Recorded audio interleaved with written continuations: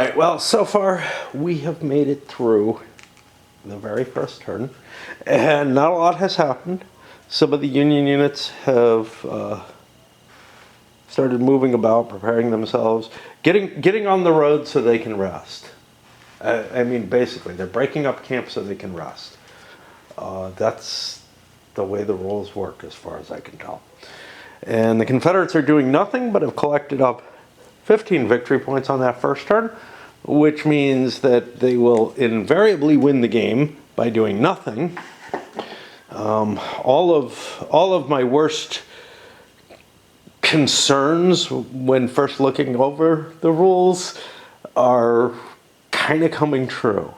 There's no reason to fight at Gettysburg at all. There's no reason the Confederates want to fight. There's no reason the Confederates would be on the offensive in any situation, and a whole bunch of other factors that just the victory system generates a set of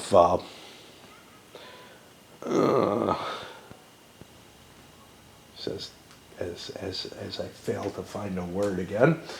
Yeah, I'm getting old. I'm getting real old. A set of circumstances, not the word I'm looking for. Incentives. A set of incentives to that will cause the Union to have to attack the Confederates, and it probably wouldn't happen on this battlefield. It would probably happen. Basically, the Confederates would probably be trying to hide from the Union once they bank some points to prevent anything like a battle, because the victory system gives you victory levels based on proportion of points. Okay, you know, and the Confederates can walk out of the first day with 200 points. They can walk out of all the days with like 800 or 1,000 points, as long as they don't get caught and fought. The most the Union can pretty much reasonably expect to get point-wise is some 250 or so. Yeah.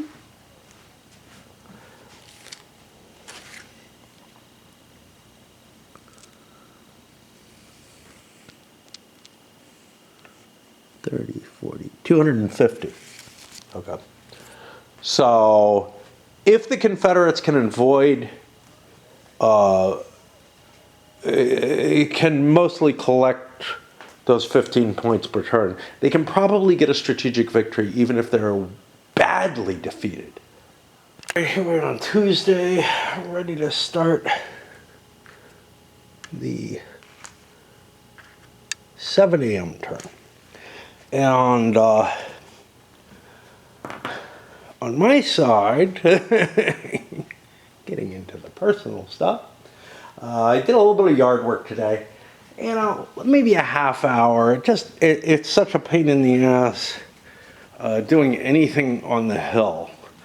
Like, everything's a hill, but down there, the slope is extreme.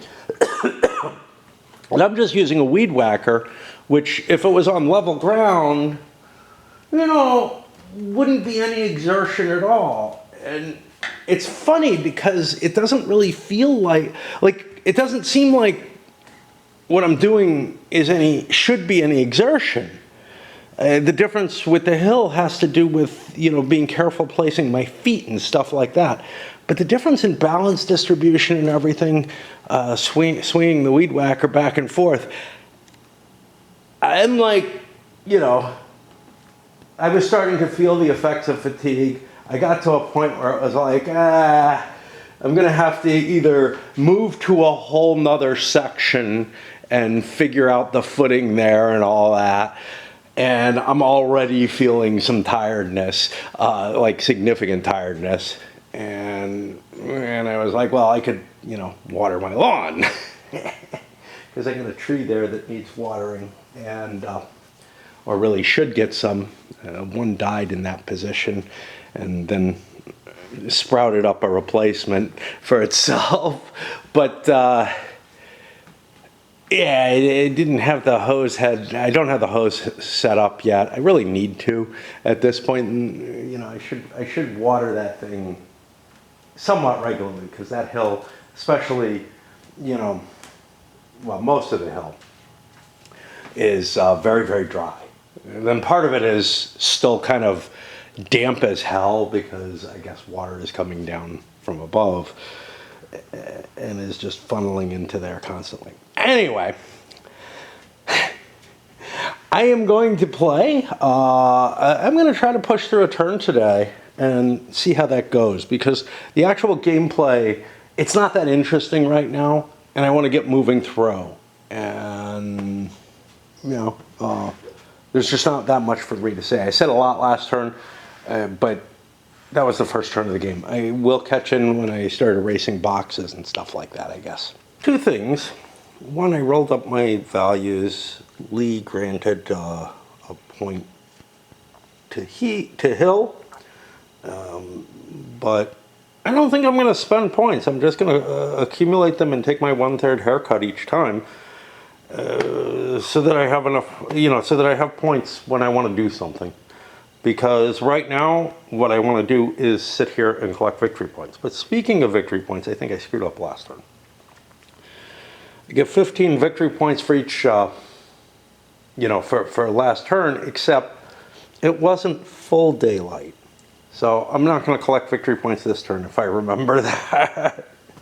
Just to try to limit the number. But, you know, I mean, it really doesn't matter. Any amount puts the Confederates on the defensive for the battle, if it happens here. And the kind of numbers that you could accumulate over a day or two just sitting there. Now, I'm going to say it shouldn't count after the first day as a simple thing. But still, that amount, the amount you can gather in the first day, is enough, I think, to pretty much guarantee the Confederates' victory, especially being that they're on the defensive. So yeah, I don't think I'm not going to be placing counters particularly anywhere. Union turn, I made a mistake with Reynolds, or my Union turns or whatever, by moving him forward with Doubleday. I should have kept him back because Howard's the one who needs commands. And now I'm out of range, actually.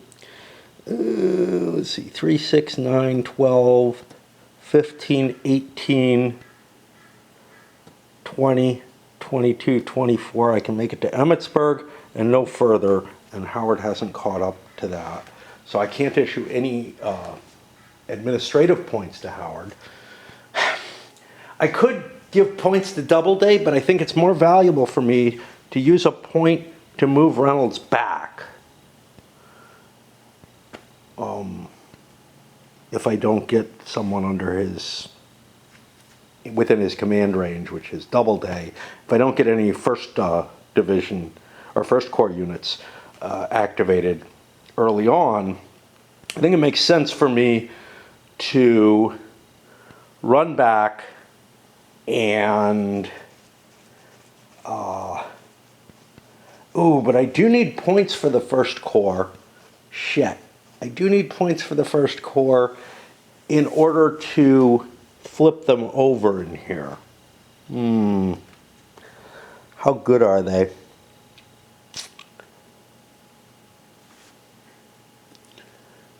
Doubleday's okay.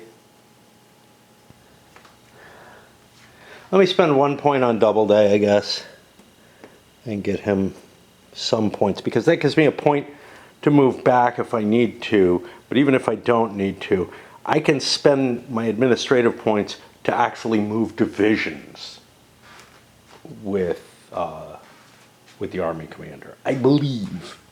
I'm not sure. Like, to influence something on them. Let's see what we got here. Yeah, my hand is... So this is Corps command points, Army command points. Spend on subordinates, command points, availability, or arrival.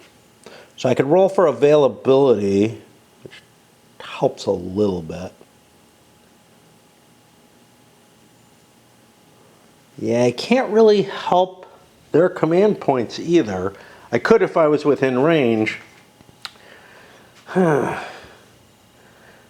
can impact their availability rolls, which might impact their ability to move. It's a hard call. I screwed up, that's all. I find it kind of difficult because there are points already recorded over here. As I assign command points, so for example, Reynolds assigned an Army command point for Doubleday to use. So I had to roll Doubleday at that point. But now I've got a couple of other corps that are on the chart, but I haven't rolled for yet. And ideally, I should probably make sure they get their rolls done before I do anything else. But you can see where this is going to become sort of problematic. Oh, I should be doing PPPs. Wow.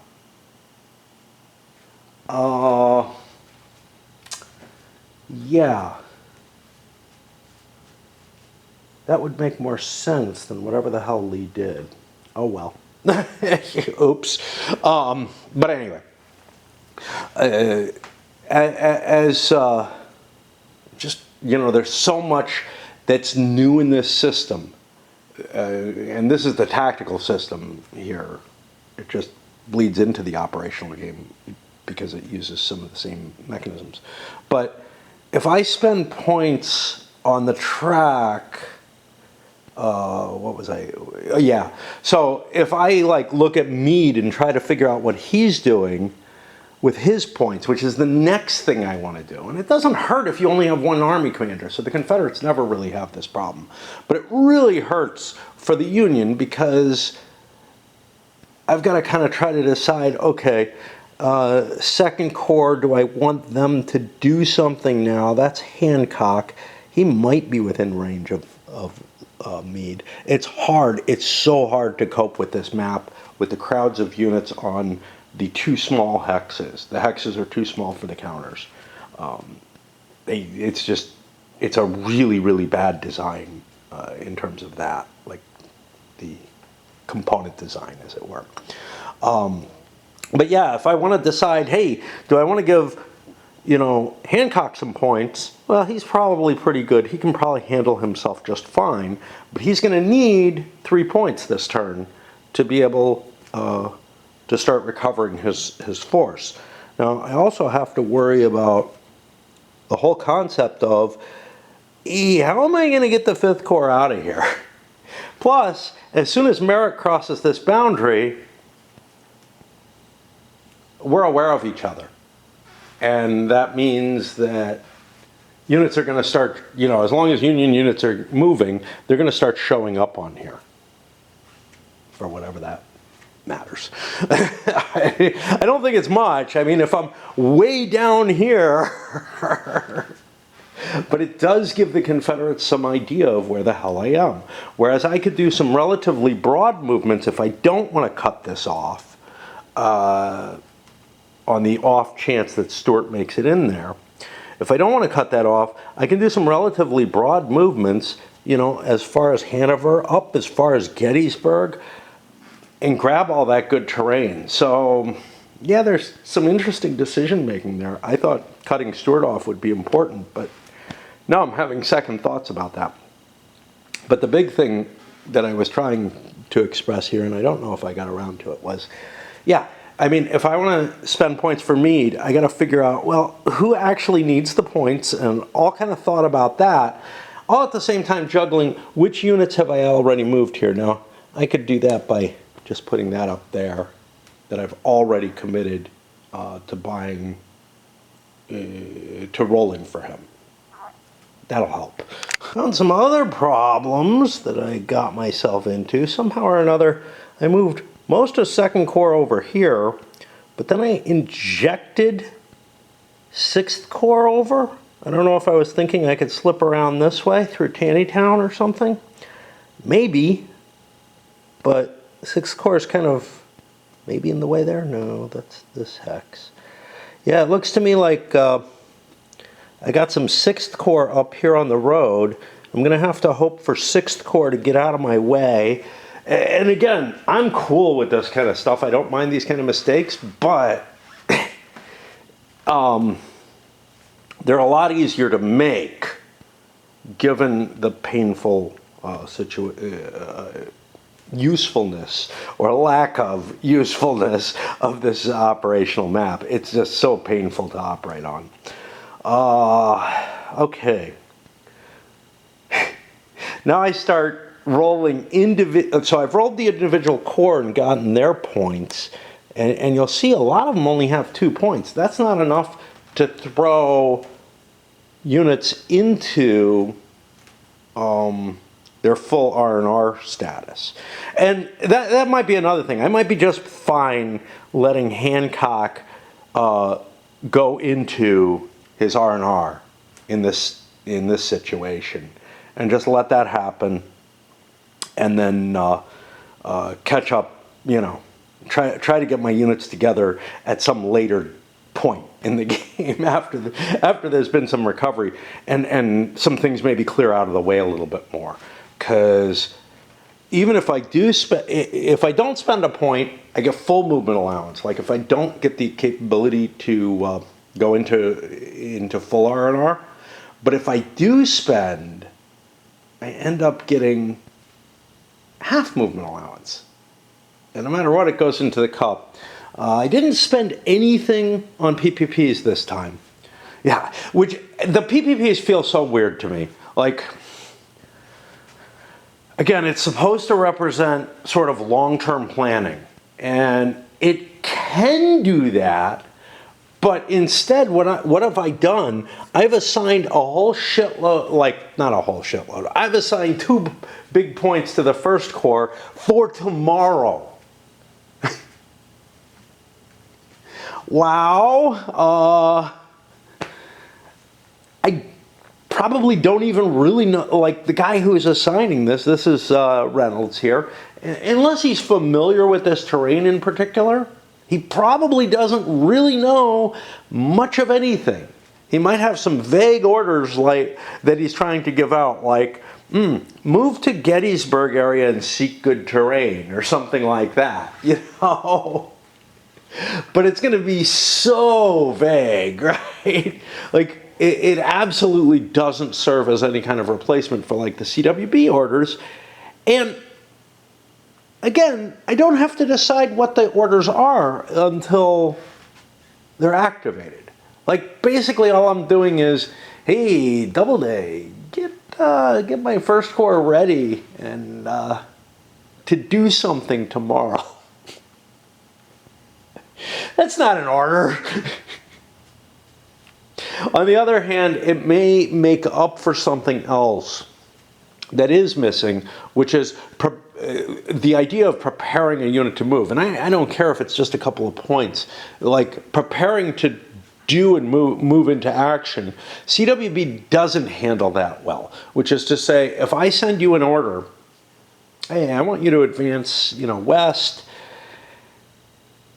and then I send you a counter order, which will override that one, perhaps, after you get it or whatever. It only matters after you get it, if you're on some sort of delay. That counter order starts over from the beginning, which means you might have been preparing to move and might be just, it might not be that difficult for you to switch the axis of your movement. Some of it will be. Like if you were doing scouting in one direction and you need to do scouting in the other to feel comfortable moving and stuff like that. So it's kind of like a gray area where I understand each side gives something and maybe has a flaw in it. Ran into another annoyance here. And remember, I thought these were annoyingly small. Now, maybe they're okay for the tactical game. Maybe you don't have a lot of units in R&R or reserve or build or whatever. But it feels like there'll be turns when a fair amount of that, those kind of actions are going to be done. Now, I'm looking at First Corps, and I have 2 divisions that did not get R&R orders last turn. I've got one that does. The rules say I turn it upside down. Well, at that point, I no longer have any indication of what it is. Now, some of Some of the rules say move things to 180, 180 degrees, rotate it. I think turning it upside down is a really bad idea. There's no need, there's nothing in the R&R box that being upside down matters for. So I'm going to actually go with the rotate. And that puts a chit in here. That costs me 1 off first core. Oh, what the hell? I think I spent 1 on each already because I had points in first core. He was not inactive. The other 2 are now, let's get that out of there, both here as well in this box. These are the guys who haven't been flipped yet. This guy is, those 2 are ones that have been put in unflipped this turn, so all they'll get to do is move if they have that opportunity. I'm not sure. It's the 3rd division here, which should be this Doubleday here. No, Rowley. It says DD, so I'm guessing that's Doubleday's division. Who's Rowley?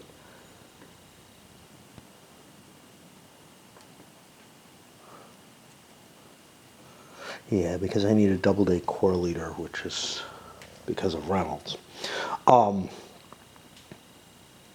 now I need to have 3 separate stacks minimum to deal with things. And one of these stacks is huge, and it's going to slowly deplete over. Now, is this a huge deal right now? No, because I don't have a lot of shit in other things, so it doesn't matter that I'm spilling over. But I could see situations where I'm using the build reserve and R&R boxes to a large extent and start getting some serious crowding issues over there on the player aid. Obviously, you can build a bigger player aid for yourself or whatever. I don't tend to do things like that.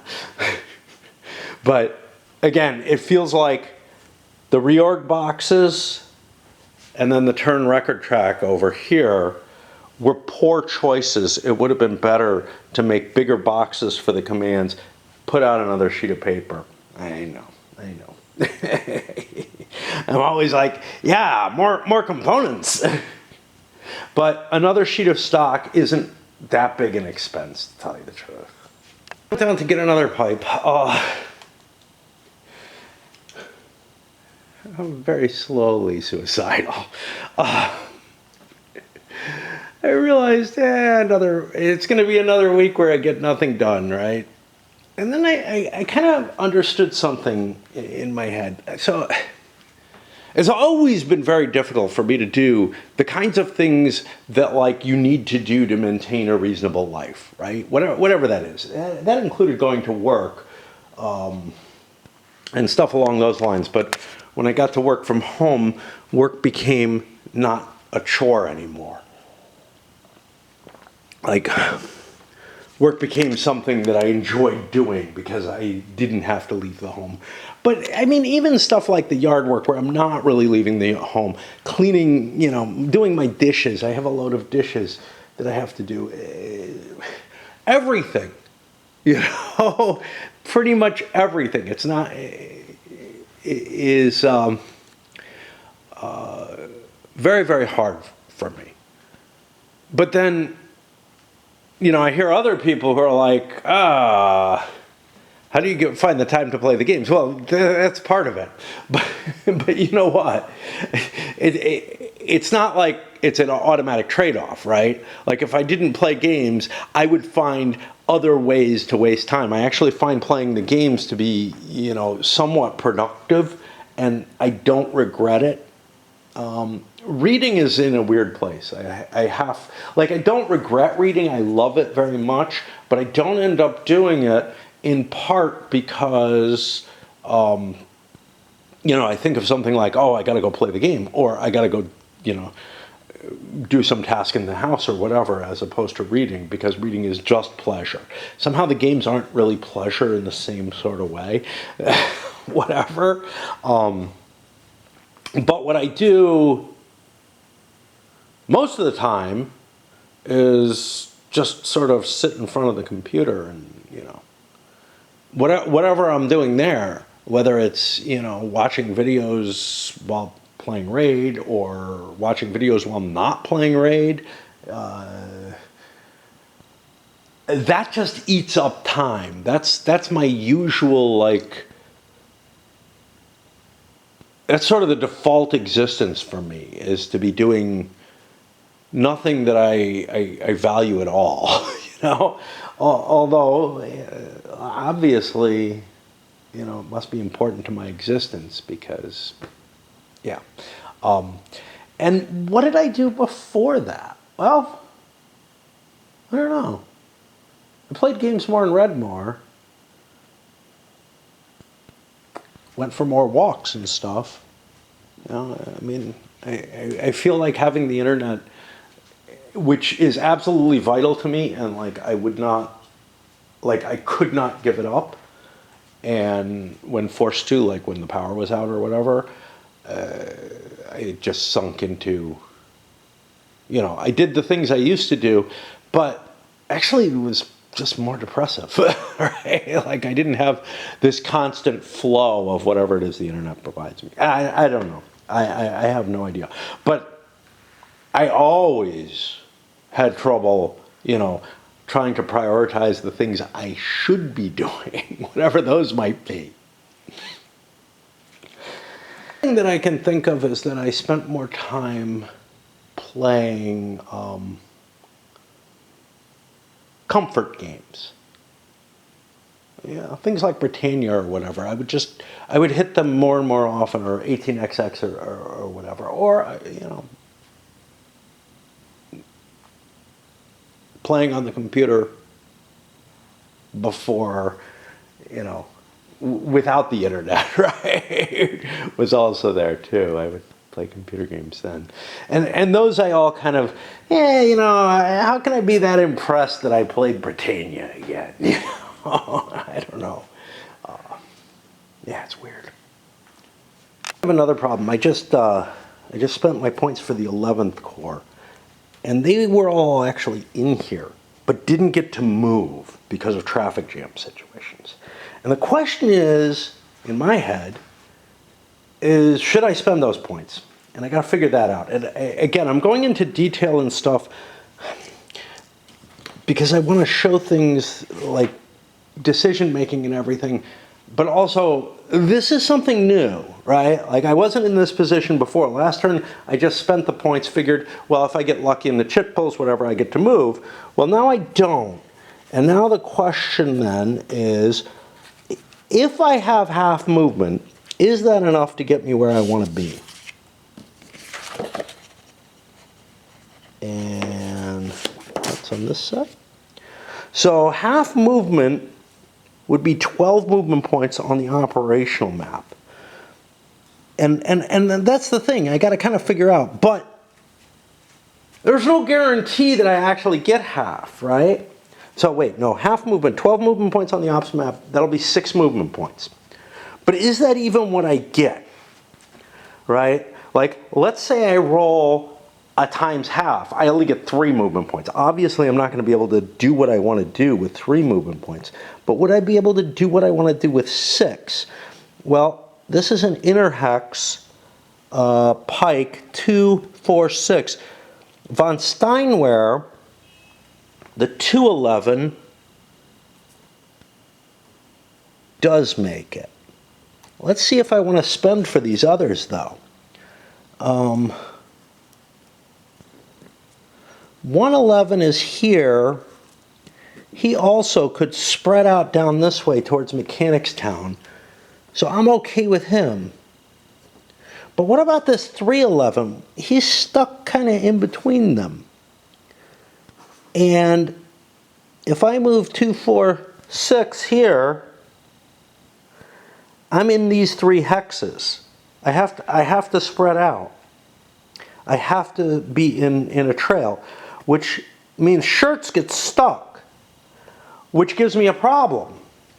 So I think actually I'm going to pull von Steinwehr out and Schurz and put them both here And then I didn't have to spend points for them, so I collect up these 11th Corps points. But I'm having these kind of tricky choices because the road, the fact that the only way that I can rest is to march out into a long column on the road for the day, which may include things like foraging and stuff like that. It may be an indication of that.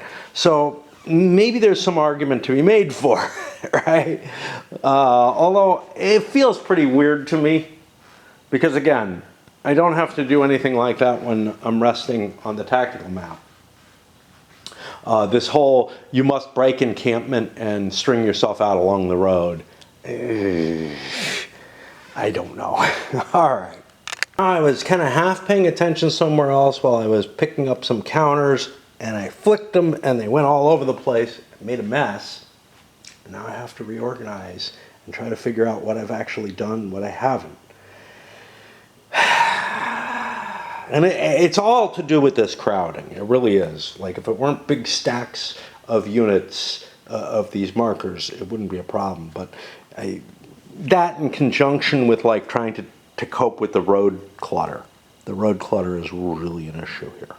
Another much more obvious problem with this little box here is when I do activate a unit, I'm going to have to paw through the stacks to figure out which one of these sets it's in. And again, when the main flow of the tactical game is going on and there's fighting happening and everything, there probably aren't going to be a lot of divisions in that box. I would suspect there's probably more going to show up in the reserve box than in the R&R. But I don't know. Reserve does really cool things, right? It allows you to build up army morale for, just, you take losses, you get hits on your army morale. Well, reserve allows you to just gain those back out of nowhere, basically. Which, the army would build back, but not necessarily from reserve, which isn't like, it isn't what you think. So there's two things you think of with reserve, right? You think of the idea of kind of being way in the back, like kind of like in Stonewall.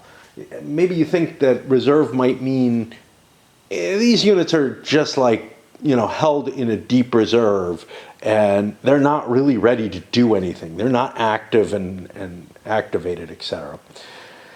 But the more likely is how they're actually used here, which is, hey, I'm supporting that front line, and I'm ready to step up and take my place. The first one sounds like it would actually improve. It improves divisional morale. It would improve army morale to be able to, recuperate and get your army up to speed and everything. The second one sounds like something very close to attack and defend. And yeah, I understand where you can kind of make an argument that, yeah, if the army's got good lines of support behind it, the frontline units are going to be happier and everything. I get that. I might say that impacts maybe their divisional morale, maybe their unit morale. I'm not really sure it impacts the army morale to just know that there were always reserves in place, that were unused, like there were always untapped forces. It's kind of like, hey, does the existence of the Guard just improve your army morale? But it doesn't have to be the Guard here. It could be, does the existence of this levy of wrecked units that are not recuperating help the rest of the army? I don't know, but you can use them that way. And then for the Stuart roll, the Union won the die roll. I don't know if I did this last time. So Stuart has no chance of entering this turn. This is meant to prevent players from influencing the die roll by moving to certain places. I don't think it does that at all. Like, my Union units are kind of happy that they made their choice to try to block off Stuart entry locations. Because he could have slipped in this turn, right? And then would I have wasted my moves? Well, I don't know. This is going to be the big move when I cross the border here, and change it to all the units are going to have to be declared wherever they move from then on in the game. That's the big choice. And I'm still not convinced that I'm going to make it, right? Like, well, I'm going to make the choice. I'm not convinced which way I'm going to make it. And that means we're on the game turn initiative. Meade doesn't have any points. I don't think Reynolds can expend his points on initiative. Lee doesn't have any points, so we're just rolling straight up. And the Confederates are going to get the initiative this time. What does that matter? Not much. Not much at all. Because again, the Confederates aren't doing anything. They're trying to collect victory points. They're trying to collect the victory points they got last turn. And the Union, I mean, they're not in contact, so they don't really care. All right. That's a nice big hunk of time. The administrative phase, and again, maybe this gets easier when you get to the tactical game, but the administrative phase took a significant amount of time. I think close to an hour for me. There's a lot of die rolling, a lot of certainly not more streamlined than writing orders is, okay? There's a lot to look up, some of which may become more familiar. But I get the feeling that kind of rarer orders, things like the R&R, they probably have to look up most turns, like on turns where I'm going to be doing that. We'll see. But it's just, there's so many different orders that I feel like I can remember maybe 2 of them from turn to turn. You'd think I'd remember this one? Yeah. No, I still don't even know what the third option is buying my way out of the box for $1. I put everybody who isn't trying to recover the Cav and 5th Corps into the march orders. That doesn't cost me anything. And last time I bought direct command. I may have bought direct command and march. Does that make sense? No. I don't want to force march him. I don't see any purpose to that. But especially since he's kind of behind the lines, behind the traffic jams. But I do want him moving. But the nice thing about putting him in that box is he goes after all of these, and I can select whoever I want to at any time. I have as much power as I do with the direct command, which means that I'm able to clear a way for him. And that's important because I may be moving up this way. Oh, how the roads work there. Yeah, they don't. I may be moving up this way to get onto the main map. Sykes has a long walk. But on the other hand, if 12th Corps gets the hell out of his way, and all this artillery, which the artillery doesn't have any counters, it doesn't move on its own, but it does have, a leader. No, it has, yeah. So I dispatch that with other units. So something like 12th Corps, I'll probably move it with that. That's probably what I did last time, but they're not really getting out of the way. They're painful. They're painful to deal with. So they're really kind of blocking 5th Corps completely, which means a movement around this way. Around this way may actually be sensible, but I got to get Merritt out of the way for that to work. I got to get Howard out of the way. Howard's going to have gone already. So I'm kind of hoping maybe 12th Corps gets some significant movement. But I've got 12th Corps units rotated. Should be upside down, but again, those flags don't help. I got, it's hard enough that I have to paw through the units to see who's in there. If I have to, paw through them upside down to try to figure it out, man, that's just going to be ugly. And the game utilizes both options, like rotated counters and flipped counters for different orders. And I just cannot see a reason why in this particular case, well, why in any case, build would be the same, and I think it works the same way. Like, I think the idea is that rotated counters just indicate a reduced or different cost or something like that. And flipped counters, yeah, I don't know where they made the different choices. Do I have this here?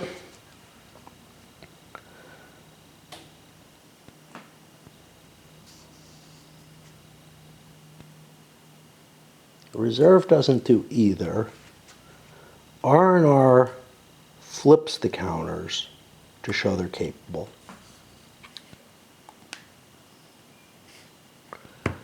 Build flips the counters. What is the thing that rotates them? I swear there's something that rotates. Ah, here. At the end of the game turn, leave the DAC or DAX in the reserve box face up and rotate them 180 degrees as a reminder that they were already purchased for the division. Yeah, so, yeah, that's the, like, rotating makes a lot more sense for everything. But in the reserve box, they're rotated so that you know on the next turn that they're already there as you start putting more counters in there. But there's nothing along those lines for reserve or build. So I think that's kind of the idea, is that like you rotate the counters during the command phase. I put them in 2 stacks or whatever. Anything to distinguish works well. But here, I really don't want them flipped over because I need to be able to figure out which form of the R&R. Now, here's the other thing. If I have all my counters in here except for 5th Corps and the Cav. Which means if I draw something out of the cup, I absolutely know it's on R&R orders. If there's very few counters in there, I can see the counters very easily. Like if there's 2 or less. But if you start getting to like a couple of core in recovery mode, and you're talking about those 6 counters in there, that's enough that I have to check every chit pull to see what's where. And it really, this design doesn't quite work.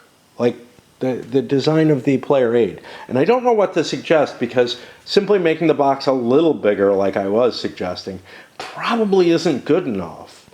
And I don't know what is. One thing that would work is to have orders chits for all the different units. But that requires perhaps more chits, because you still need these command chits in the cup or to be expended, right?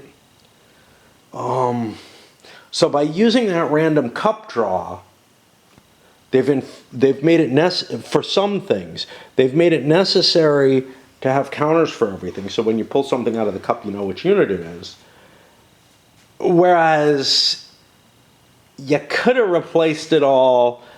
Like if you didn't need any random draws, if that wasn't a part of the design, you could have chits for all the orders and just have a selection of those in every particular thing. But then you don't get any kind of chit pull mechanism going on, which I think was desired for some reason. I'm always iffy on chit pull, but it gives you pulsing, but you get pulsing anyway off of choosing. Choosing gives you a lot of control, and in this game, direct command is the way to make that choosing work better so that you don't get screwed up by just a chit pull vagary. I don't think I can put things in direct command under the R&R.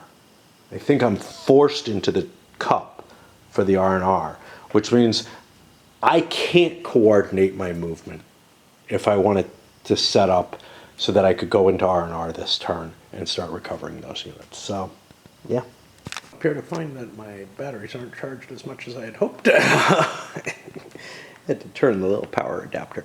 But I'm not up here to play. I just realized, I just found out I gained a day or something. It's actually Monday, not Tuesday, which, I mean, I guess that's cool and all, but I dragged my garbage can down as if it was Tuesday.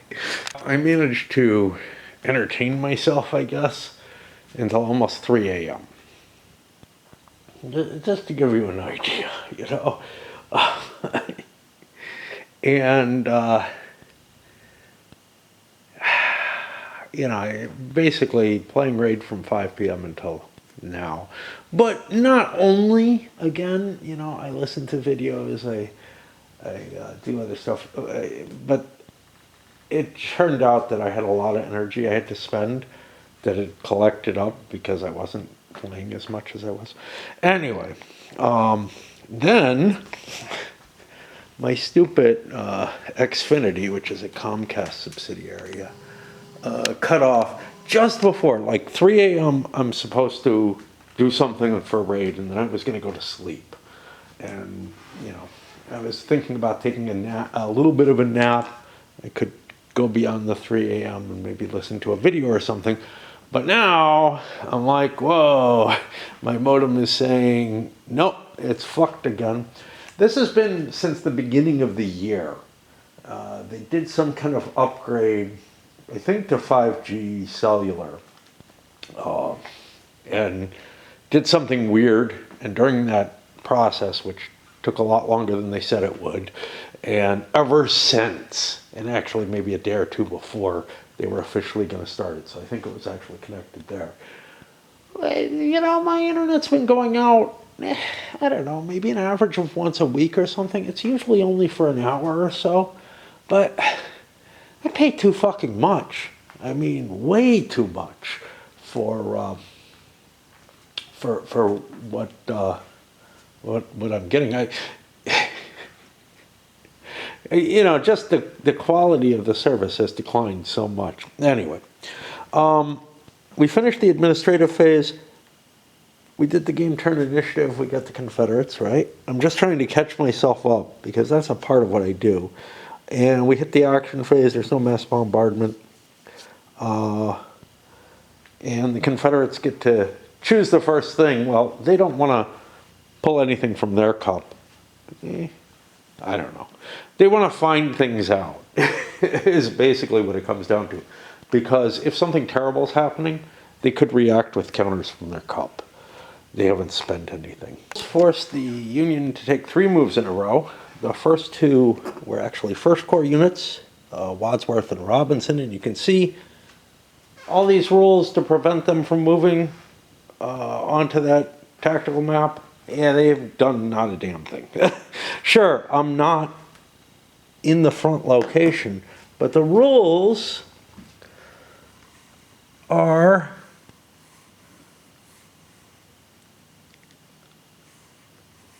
simply that it impacted my divisional morale.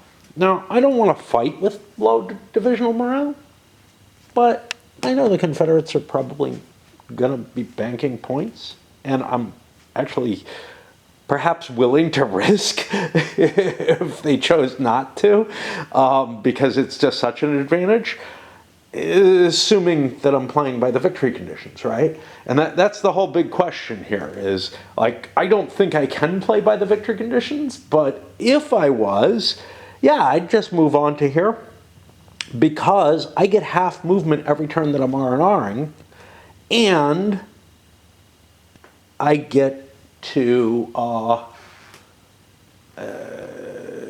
mark off boxes.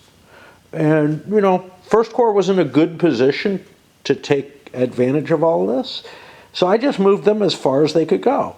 You know, not quite. I think Wadsworth could have gone a hex further, but I don't want to, because if I do, I would have triggered and shown the Confederates where I am. So it's kind of advantageous if I end up moving Merritt here. These guys have already moved onto the map, and the Confederates have no idea that they're there, supposedly. And then I got, not Gary, but Williams from the 12th Corps, who moved a little bit. He only got half his movement. And yeah, I'm rolling the activity rolls and everything, so it would have been modified by that. Was able to inch a little further forward. He actually has, so the thing with the First Corps is everything except Doubleday. I'm sorry, not Doubleday. Everything except, yeah, except Doubleday's unit, which is under Rowley right now, has full movement because they didn't get the points to drop themselves into R&R. So they're actually pushing forward further because they're going to recover less. Rowley here is going to recover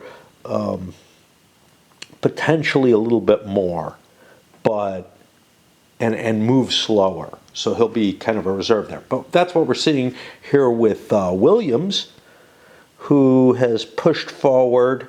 His line is like that. And nothing special happens with the chit pull except that he got only half movement. But then when the turn ends, he's going to get one of his little boxes marked off. Those boxes are going to take a long time to clear off.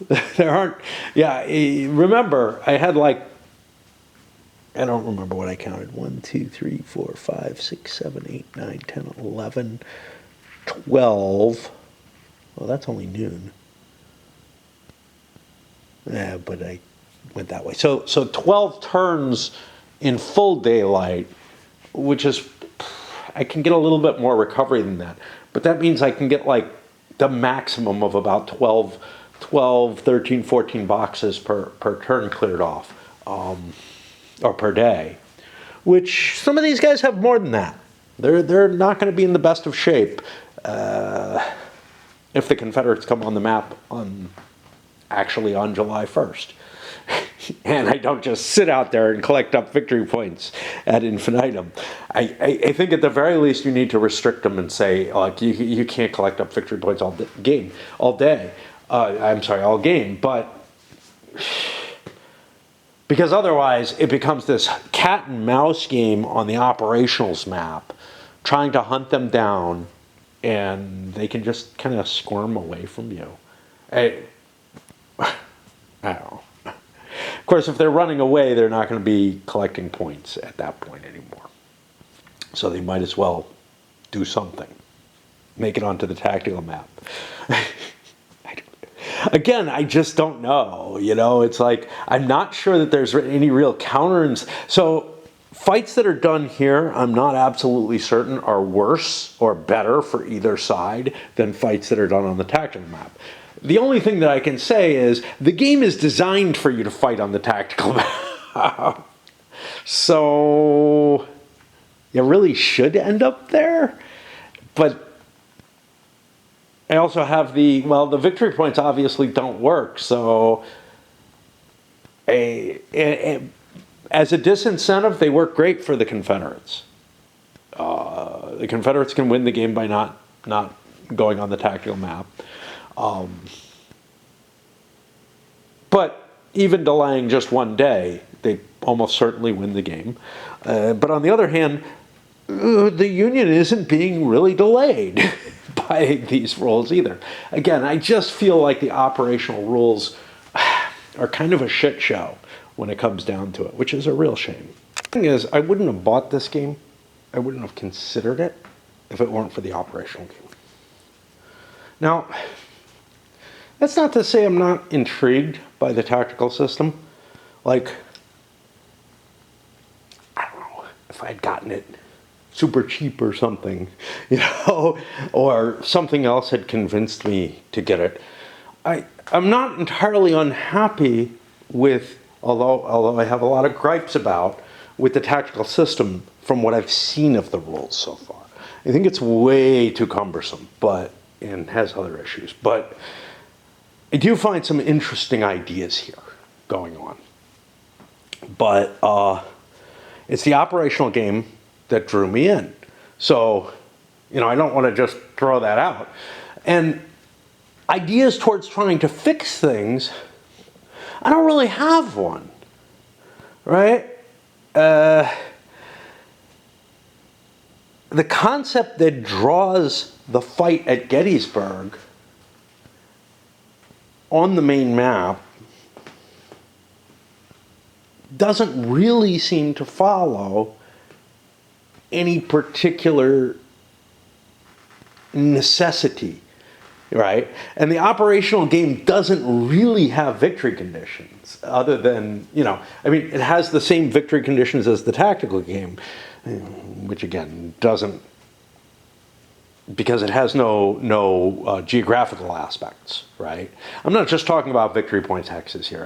Anything that's geographical would work, right? Something that ensured that you were operating, that the Confederates were operating in such a way that they were able to threaten Harrisburg or Washington would work.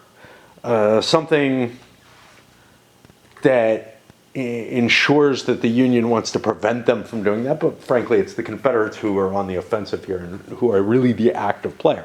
Sure, both sides want to defeat the other guy's army, but that's not quite enough to determine that there's going to be a battle at any particular place. And now, how do you get players to the tactical map with enough time and whatever to fight Gettysburg? Well, there's a few choices you have, but all of them, because there are other options. There could have been a fight over here on the Hanover side. There could be a fight over here at Greencastle. I could see either of those being valid.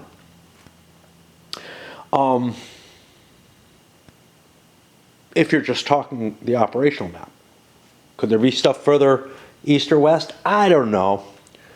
So this says HBG. I'm thinking that's Harrisburg up there.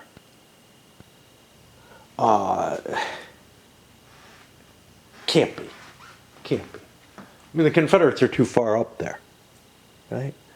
I don't know. Now I feel like I need to look at something. It can't be. I'll look at the Devils to Pay and see what that shows, because, but if that's kind of the case, if it's like there's lots of choices that would apply, then anything that's trying to get you onto that main map is going to smack of scripting. And how much so is a big question. But,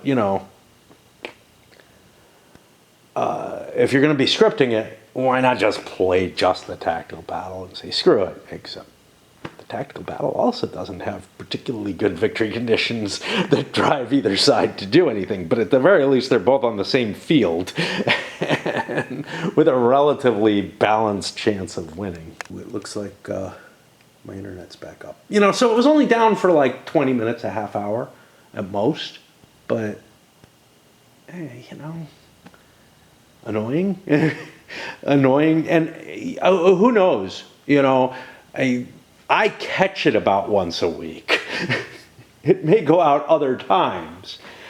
Although if I'm awake, the internet's probably, I'm probably checking it pretty regularly. So the other scenario, the Devils to Pay, is kind of interesting. I started looking at it. That is indeed Harrisburg up here. They compare this map 17, which I suppose is some reproduction of a historical document. And we have Harrisburg, the Susquehanna, Mechanicsburg, which is here. You can see, wow, okay. And Carlisle, which is over here. And this is actually where the fighting's happening, is near Carlisle. Now, the operational map for this is weird, because Carlisle's over here and Harrisburg is here, so I'm assuming it's kind of more like this, but it goes further east by far. And it doesn't look like it covers So we got Middletown here, but that's further than Carlisle. Where's Carlisle? Carlisle's here. We get down to Papertown, Heidelberg. Heidelberg. Do we reach that? No. So I think these hills here are kind of the limit. So it's like this little slit up here. Holly Springs, is that there? Wow, I can't find anything. We got Nellie's Cat House? What the fuck? Mount Holly Springs. Here's Mount Holly.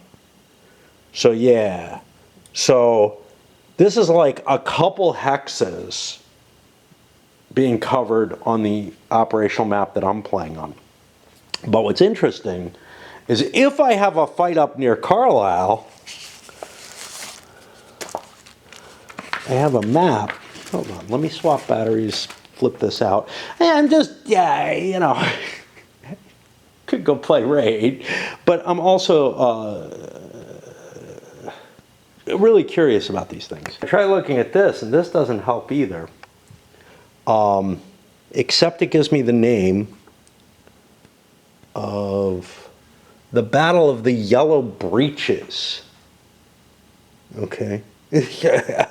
But they're saying the Confederates would be stretched out west of Carlisle, from west of Carlisle, to east of the Susquehanna over here.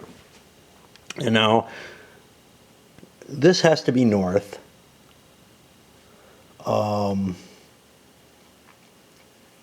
Here's the Yellow Breeches. So that's going to be somewhere on line maybe with Mount Holly, which I'm guessing is here. Where do we have Mount Rose? I saw that, I swear. I thought I saw it. Okay. Is Mount Rose over here? Did I see it on here? No. Got things like Blair Hill. This is the Holly Springs. Yeah. I'm trying to get a guesstimate of where this map would cover, because if it's a reasonable slice, well, there's Blair Hill. Didn't we have Blair Hill just a moment ago? I swear we did. I swear we found Blair Hill on this thing, and it's over here. But maybe no, probably not. The problem is, this is not the same scale. Remember, this is like, it costs twice as much movement, but it may actually spill out and get bigger and bigger as it goes further out. Just trying to see if there's anything here. Because this fight, where did this happen? Yellow Breeches, that's here. Now that may just be this map. That little circle, and that may just be a hex or something, or a couple of hexes on here, as opposed to, you know, this big slice here, because again, the scaling.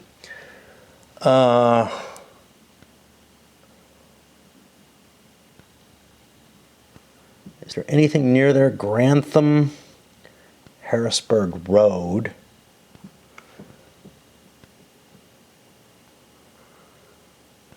This is going south, I'm pretty sure, because that's the long road south.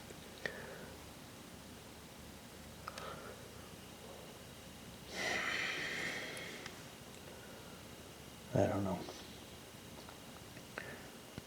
And I also don't know what the game handles, because I've got some numbers on some of these, but not on most of them. So this may be where the map goes, is from here to here, cutting across there. Or it may be that it's this area here, where it says the Devils to pay, and you just have to work your way there. Again, it looks like a very different operational game, because it's played on point to point instead. So, yeah, somewhere somewhere between south of Carlisle, probably this gap here. What do we got here? Franklintown. Does Franklintown show up anywhere here? I don't see it there. Do I have a town? I have Franklintown right here. So yeah. So if I end up over in this little gap here and have a fight there, I have a map for it. Oh God. Well, this may have been a more interesting what if, for whatever reason, the terrain, whatever, from what we'd be looking at, you know, maybe over here, this Greencastle or Hanover on either side. It's a lot less appealing in terms of you can't really include it in the operational game. I mean, the most I could do is, yeah, if I end up there, I could break the operational game and, you know, create another map there. But I just feel like a game that covered, say, this area, right? And maybe had some abstractions, maybe like the point-to-point maps or something like that, that allowed me to direct my movements onto the overall area of the fight. That would be appealing. But anything you get beyond here is going to be at a different scale. And I'm not even convinced that the scale between here and here is the same as the scale in here. It's probably close, but it's not absolutely, you know.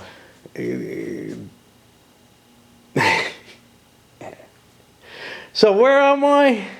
God damn. Pirates have been getting most of the initiatives and forcing the Union to go. And for the large part, the Union's been kind of lucky in their chit draws. This is a reason why spending direct command might be better than other things I've been doing. Is if I've got something in direct command, I can force, as the Union, the cup to go first. Or I can force the direct command unit to go first, thereby controlling my traffic jams a little better. I was unwise in not dealing with that. I think it's okay. Again, I feel like the Union's getting on the map, on the tactical map, way too early as it stands. So, whatever. But I have been creating some issues from this. By the way, me calling out this hex for a search does not open, from my reading of the rules, does not open up the line that's running down here. I would have to actually move. So in a way, he doesn't actually have this chit here, but I called that out and said, give me 8 hexes of that, just to make sure. One of the things, I am running into some traffic jam problems. So like the 311 ended up going after the 111, but before the 211, which means it's stuck in this hex and is unable to R&R. And it was unable to buy its R&R last turn or whatever. What was it? No, it's only the units that moved who are able to R&R. Yeah, so it's unable to do the rest and recuperation because it didn't get to move last time because it was stuck last turn. It's stuck again this turn. It's going to take a longer time for that particular division to get ready. Whereas the further back 111, I stretched them back behind and will be able to more quickly. The thing is that next turn, I think I can buy, yeah, I don't know. I think he's actually in the flipped over pile. I'm not even sure. It's such a pain. Like, I can paw through this. So who of the 11th is in there? The 2 and 3 are in there. And what I said is the 1 So the 1 is the only one that is able to actually do anything. The others weren't able to buy any points. But I think, like, I'm not quite sure why Howard didn't move his other unit. Or any of his units. Like, did none of them get movement points? What's going on with that? I don't know. I'm also getting a bunch, like, again, the tiny hexes are causing real problems. I've got stuff, you know, covering each other because there's just not room in the hex for the counters. But yeah, I've got a real mess in terms of a traffic jam going on. Now, there was some reason why these wagons got turned upside down, and I don't remember what it was. Is it that I moved them? I don't even recall why they got turned upside down, but maybe they're not supposed to be anymore, and it's supposed to be an indication of the movement of the division. I don't recall.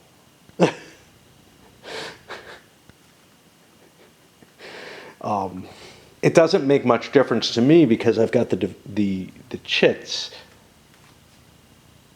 No, it might have to do with, I don't fucking remember what it has to do with.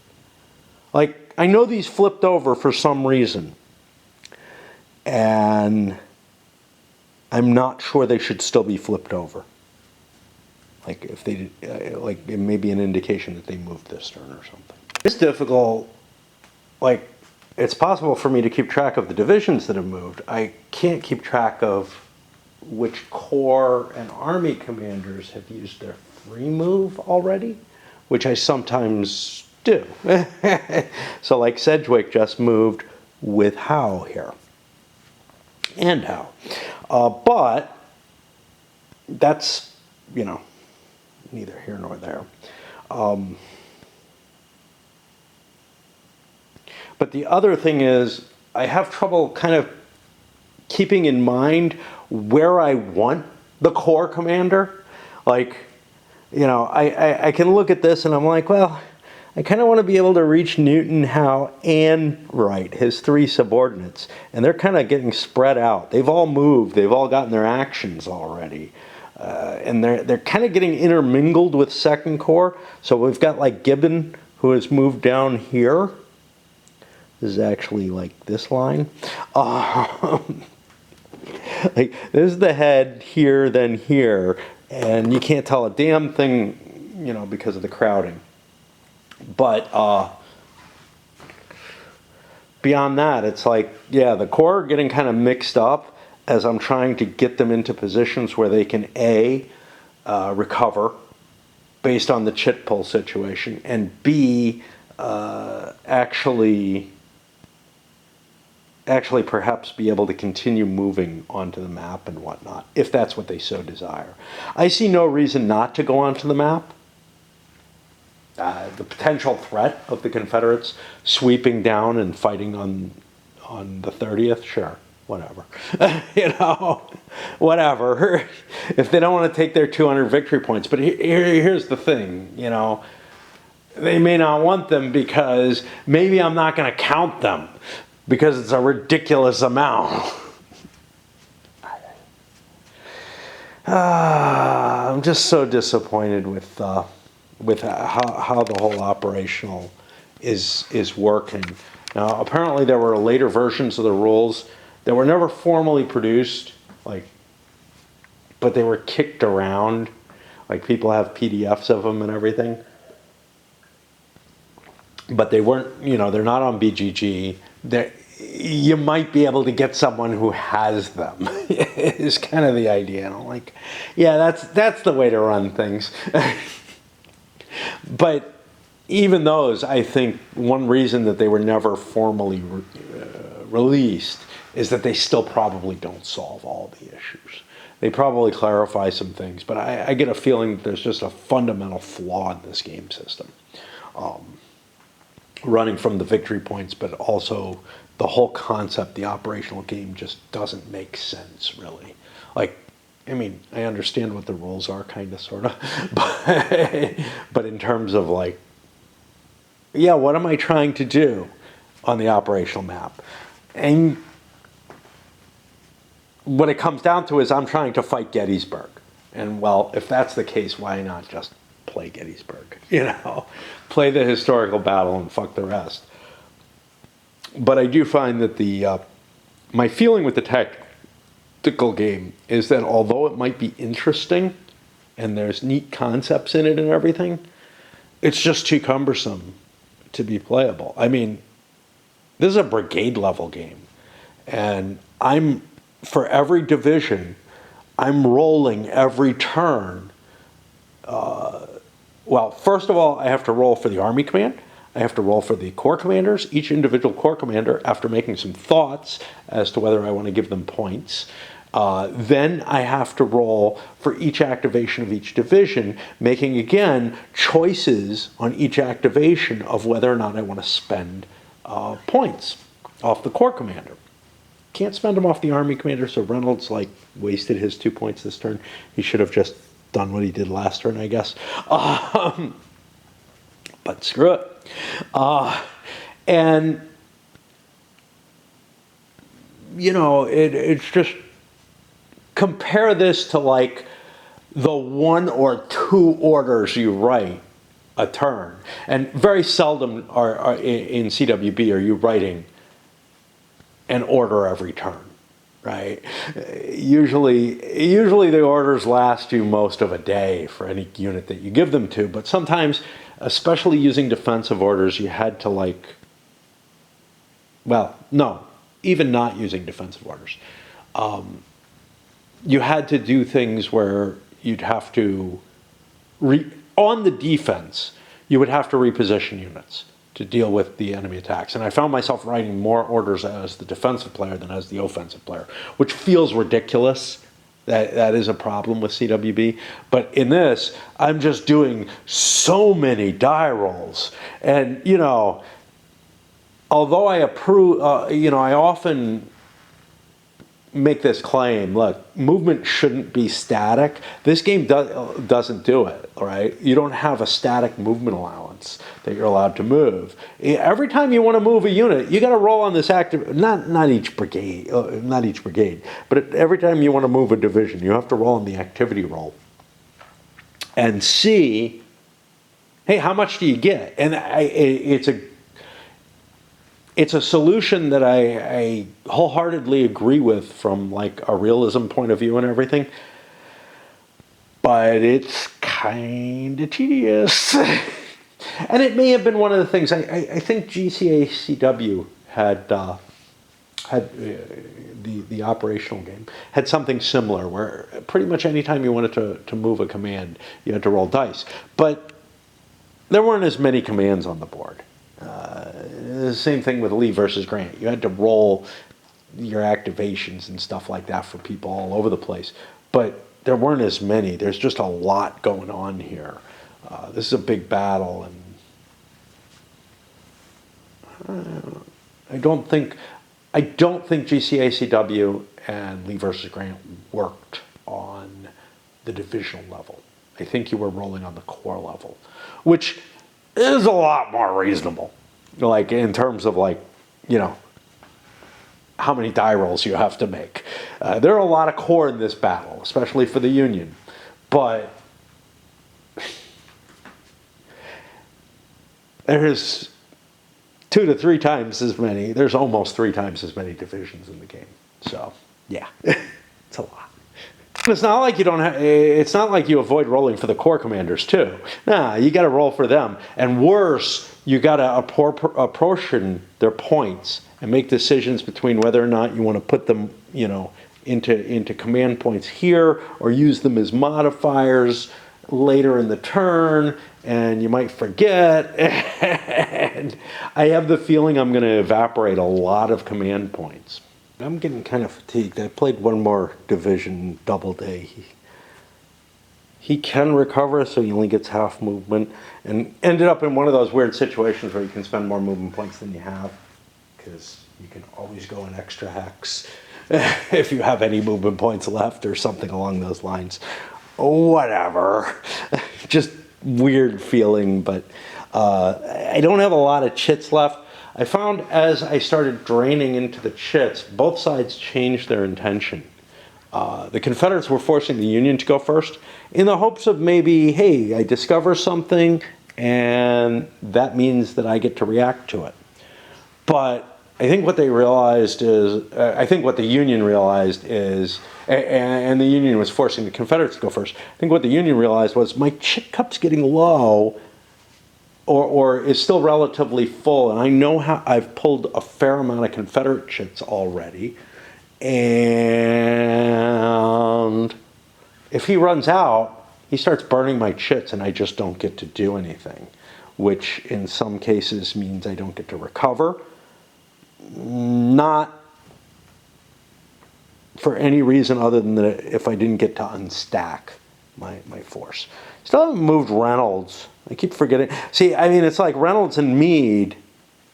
Again, you have to make this decision on every division, essentially. Do I want to move the Corps commander with this division? Do I want to move the Army or Wing commander with this division? And sure, I got the points I can spend and, hasten their movement, but I get the free move every turn. But I have to take it with something that's at least sort of under their command. And I think the biggest thing for me right now and why I'm breaking is I don't want to get to the end of my cups. I don't want my cups to run out. And then, have to do the operational movement or whatever instead. And then be in a point where I'm doing something completely different. Although, I don't know, maybe that's for the best. Tuesday mid-morning, I had a bit of a sleep. I've been kind of doing this where I wake up for a while in the morning, play some Raid. I've got it playing itself now because, I don't know, the things that I'm doing right now in that game are taking a while, and I don't really want to sit there. Like, I can save resources by being there, but in this particular case, this resource is only useful for like letting it play by itself. There's just all kinds of different currencies and resources in the game, and this particular one, I have tons of, but I know I won't if I like burn it on short actions. There's certain things in the game that you do that are short. Anyway, whatever. I kind of want to be awake because falling asleep with the game running sucks. It can cause issues on my computer. And just want it to be standing and doing something. So I came up to finish the chit pulls up, and I got them done. Again, the Confederates aren't, well, I'm almost done. The Confederates aren't finished, or are finished. They won the initiative. The Union has one chit left in their cup. And with the Confederates winning the initiative, they were going to burn it, burn one of the Union ones. Now, what does that mean? Well, that's where things get interesting. So I went and looked that up, and, well, I found it. Now I don't know where it is. There, continuation. When I force a burn, it can take something off of the attack or reserve or whatever and move it to direct command. It can take direct command out of the orders card and into the cup. But if you force someone to pull from the cup this way, and I kind of have to do this, I have no option. Well, no. So I have two options. I can take the initiative, I don't have anything, and I can force him to pull from the cup in this way. Or I can hand him the initiative and he pulls from the cup, in which case he pays no penalty. The penalty, though, is he doesn't get an activity roll, but gets movement equal to an inactive result, which is 2 hexes, which on the operational map is probably about what he's going to get anyway. And here's the thing. he doesn't have a chance of going inactive. So I can figure out which unit it is, I guess, if I could look at his chart, but I don't think I'm allowed to do that. So I think I'm just going to let him pull the chit as normal, because cutting it off, if he gets, he's in the R&R functionality now. I assume he doesn't get to go more than he would get to move anyway, because that's actually an issue. If I get a die roll on the activity of half rather than the 2 per, rather than 2 hexes, half of 12 is 6. If I'm in the right R&R state, half of that gets me to 3. That's 1 hex at best. Well, it's 2 hexes on because the stupid rounding, right? So yeah, it could be 2 hexes, but it's 2 hexes at best. And that's in the situation where we're looking at a primary road in the inner area. There's no reason. Now, if I was the Confederate player, I might not be aware of this calculation and what's going on here, because I'm sitting here not moving, right? But I'm going to let them make that awareness check, and I'm just going to say, okay, it doesn't make any sense to burn things. Therefore, I was doing it right to begin with. Gets me to the end of the chit pull. 11th Corps is having problems all by itself. Everyone else has kind of figured out their way. Although the artillery wagons, artillery pieces are kind of annoying. Again, it's largely because the road network is just such a pain in the ass on this tight map. It's very hard to see, hey, where can I move and whatever. So it's hard to like make any kind of plans as to, do I want to move some artillery with this command? Do I not? Like, I got a gun here and here, and I'm just trying to make some space for other units and everything. It's just this fucking headache. Which leads me more and more to say, they never should have made the operational game this way. I mean, again, a tactical board that spanned the map and maybe didn't make, it couldn't, see, it couldn't though. But if it spanned from Fairfield, Hanover's the problem, because that gets into the really extended size hexes. Once you go beyond the dashed line, the dotted line, you get real problems. But certainly you could include Fairfield without any problem at all. Capturing some of this. But is this the most see, this is the thing. Is this the most interesting situation to give you the operational flexibility you wanted? You could still do the hidden movement, right? But yeah. And then, that other version. So one of the nice things about this is it has this cutout map, right? Where I'm moving around on the tactical map. And in a way, I kind of see that as an interesting design decision for allowing the double-blind movement to be done more economically, although not as economically as they did it. This map is the hexes are just too fucking small. Therefore, the map is too small to handle this. If that was the case, well, the other scenario doesn't use that. It uses this point-to-point system, and then I think you enter the tactical map based on where you were from the operational map. I'm kind of curious about it.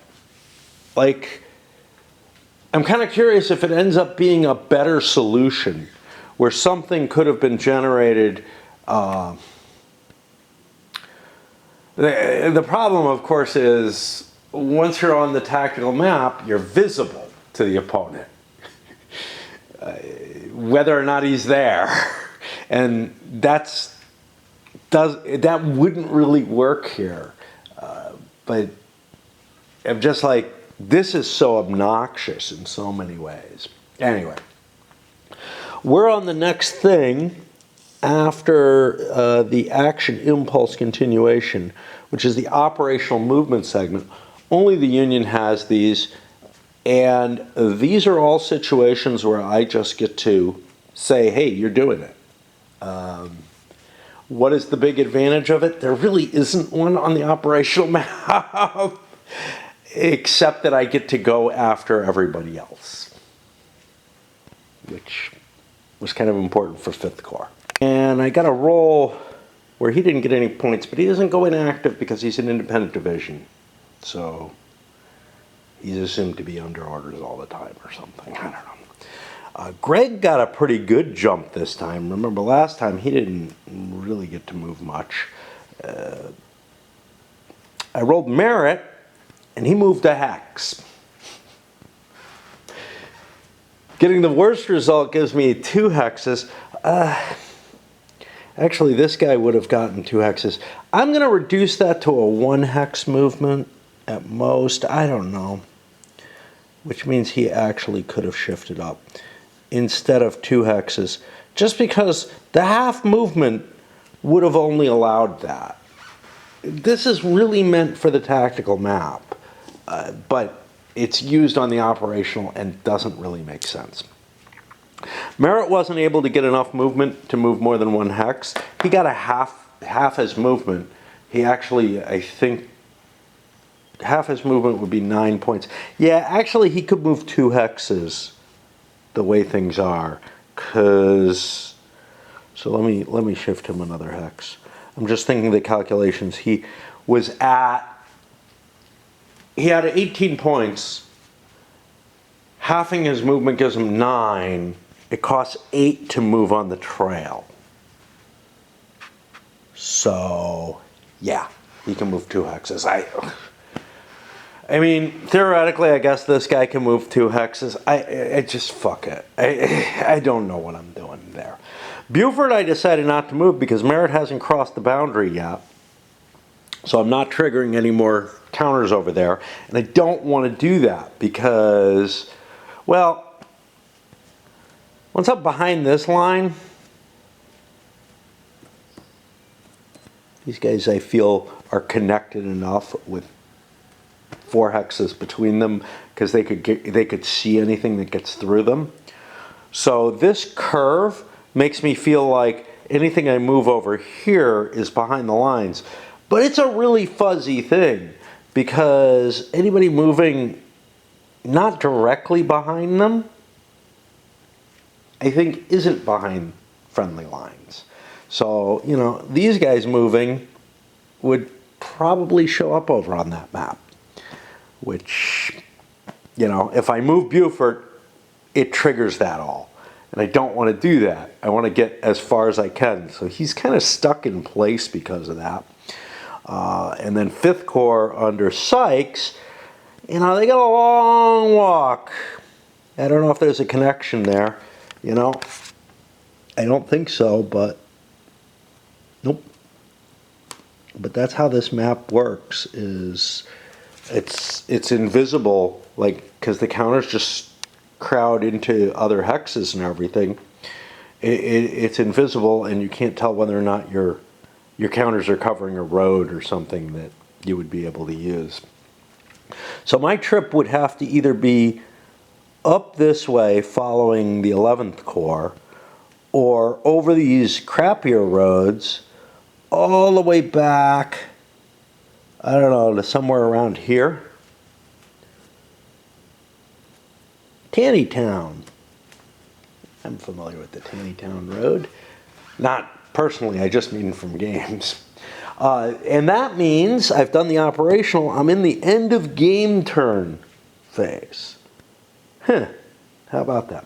This is probably where I unflip all those wagons. I'm really not sure what they do by flipping them. For artillery, you mark them. For the actual artillery command, you do have to mark that, and the artillery reserve wagon has to be marked. But I feel like the other units, it's a little less, I just don't give a shit about it.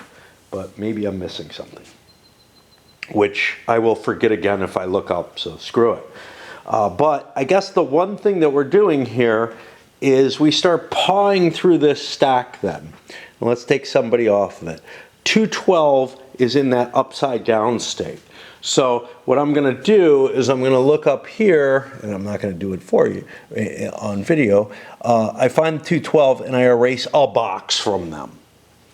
So everybody in this stack,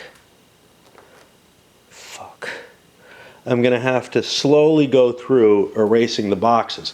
And anytime you've got guys in R&R in any kind of quantity, you're going to have an obnoxious kind of situation like that, which is probably going to happen. Well, it's not going to happen in the deep night. I was going to say, yeah. Now, the nice thing is, oh, I know what it is. The wagons indicate that somebody moved. Here's what it is. It indicated that somebody moved. This is the roll. During a morning turn. And therefore they get penalized for moving in the afternoon. So we only get a half day's movement. Now for the Confederates, they can do what they like. The Confederates are going to score the 15 points that I marked down for them for last turn. They don't get any more for this turn. And otherwise, I'm going to be marking those things off. And then I drop the points, and I'll come back for the weather. It's actually more than one box. I forgot about this. It's the divisional morale factor.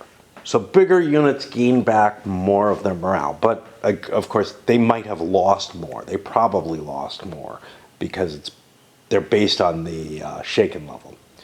I was trying to look up to see if the reason I found that, I hit this and saw, oh wait, DMF, oh fuck. The reason I looked that up was I wanted to kind of look at what the impact of these ratings are. So what does it mean to be shaken or broken? And you know, the Army morale doesn't affect you at all.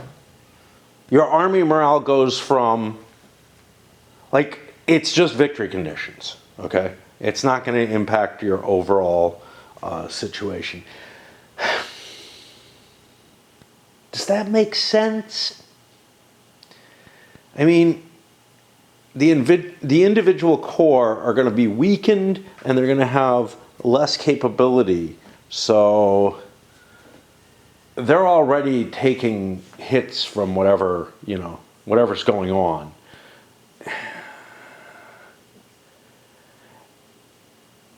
I think the Army morale comes down to the Army's commander's morale, because it's the point at which he decides, I can't keep fighting. And that's it. Which, you could throw personalities into this, right? Like, Lee obviously had a great willingness to be there fighting. And to be honest, so did Meade. So those numbers might be more based on personality than anything else. But if you brought a different leader in, if you brought a Hooker in, I don't know. Fighting Joe didn't seem to like to fight that much in some cases. That was that nickname was apparently due to a misread copy. What it should have been was fighting, there was a newspaper article that was filed, and it should have been written as fighting, Joe Hooker does X. And the colon was left out, maybe because it was done over telegraph or whatever, and it ended up, fighting Joe Hooker does X. And that just became his nickname from then on. He wasn't that particularly, like, aggressive. But yeah, if you used different leaders, it would make sense for more than just the number to change. Different army commanders. It might impact the willingness of the army to stand and fight. So, like I said, if Hooker was in charge, you might have a problem. Are you going to have a problem if the army commander is killed? I mean, what's the chance of that? But yeah, it could happen. Um, but yeah, I can't find the effect in here.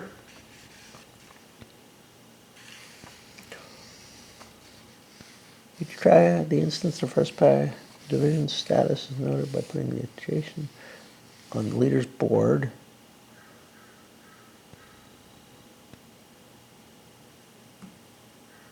I mean, the shaken or broken has an impact here.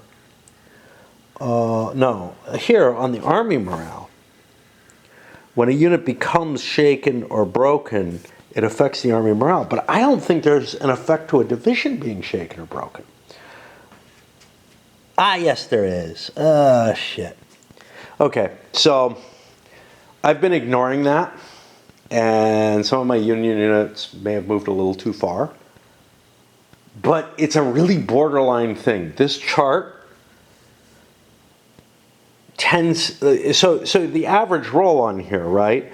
It's two 10-siders is going to be, I think, about 11 points, 5.5 per. Which means without a leader, with a 0 leader, you're generally going to get a half movement allowance. So I may have moved a few things a little too far. Fuck it. I'm just going to live with it. But yeah, this is what I was looking for, honestly, was what is the impact of that shaken or broken? Because I'm like, oh, look, I just recovered from broken with a unit. Who the hell was it? There aren't a lot. I don't know if 111 was the one. One went past broken, but there's a fair amount of these units that are shaken, and that's going to have an impact. What else do I have to do?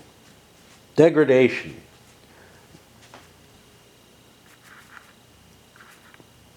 Guess he loses too. I don't know. I don't really care. I just have no confidence in this command system at all. Those degrade. And then weather. Weather is over in these optional rolls. I don't know what I'm going to do when I don't have all this table to throw my shit on. We did this before. We did. What, each player rolls a die, I think. It is not 11 or later.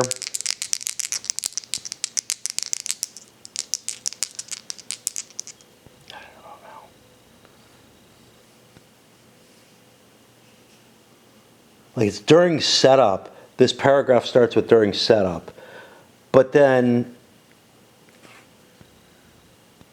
instead of making a break where it would be easy to find the next part, same paragraph, then during the weather segment of each subsequent game turn. So we get an 8, which is no change. Great. All right. I have a feeling like, so not a lot's going to happen over the course of this game, over the course of, this first day. But I have this real fear because when I come up and spend hours at something, I feel like I have to, I have to talk or something, right? And I also find myself finding things on the game. But what it means is we're not getting any narrative here, right? Except for this, oh wow, look, First Corps has marched up towards Gettysburg. Now, would they have been able to do that very easily? They did not get any recovery rolls at all. Or if they did, it was just this Robinson unit back here.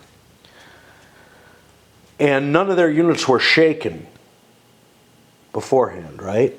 this erased one box, this erased two boxes. So the biggest kind of, wow, what's up with that, in terms of the impacts of those changes, did not go forward. Something like third core may have moved a little too far, though. If you look, this guy erased 3, he had been shaken, he would have been getting a -2 on his die rolls all along. This guy was fine. So it's kind of a, yeah, there's some divisions that, you know, maybe there's a 10-15% chance that they moved a little too far. And again, I'll live with it. I'll live with it. All right, that brings us to the next turn, and I'm going to load this one up because I'm pretty sure there's a lot of video on here, even though nothing happened this turn. I mean, you know, some stuff moved, right?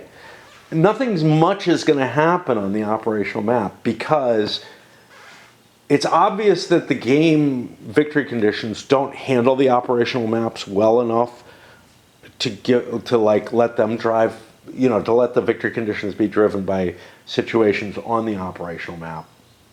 There's no considerations of terrain positioning or anything like that, which kind of just means, okay, well, I guess I'm trying to get onto the Gettysburg map and hope a fight, you know, hope a fight makes sense there. I'll load it up.